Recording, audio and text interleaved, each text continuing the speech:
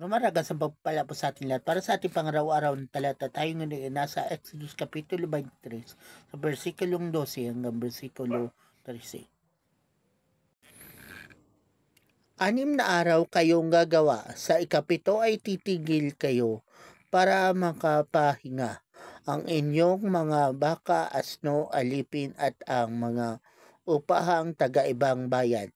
Pakinggan ninyong mabuti itong mga sinasabi ko sa inyo. Huwag kayong manalangin sa mga Diyos-Diyosan, ni babanggitin man ang kanilang pangalan. So, ang passage na to ay patungkol doon sa Sabat.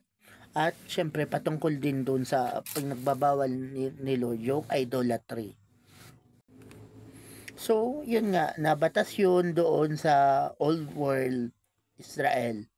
Talagang sinusunod nila yung Sabat or sa kanila Day of Rest. Pero sa atin ngayon, tayo ay nag-church. Ang iba, every Saturday. Ang iba naman, every Sunday. Sa amin, every Sunday. Ang importante doon ay sinusunod mo yung pinapagawa ni Lord. Regardless of the day. Regardless kung Lunes mo yung gawin, kung tinutupad mo yan ng linggo o tinutupad mo yan ng Sabado, yung iba nga Biyernes, at yung iba nga inaraw-araw. So it's up to you.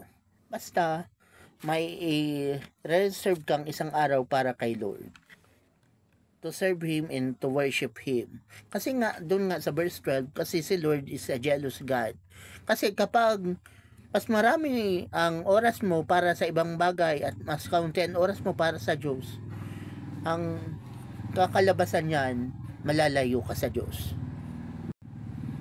At syempre, si Lord kasi jealous God siya. Kaya kinokontra niya at pinagbabawal niya sa Israel yung idolatry. After all, kahit sa panahon natin ngayon, siya pa rin ang Diyos. Bagamat may mga Diyos-Diyosan sa paligid, pero siya lang ang Diyos na karapat-dapat na sambahin at purihin. Ang Diyos ni Abraham, ni Isaac at ni Jacob, ang Diyos na gumawa ng langit at lupa.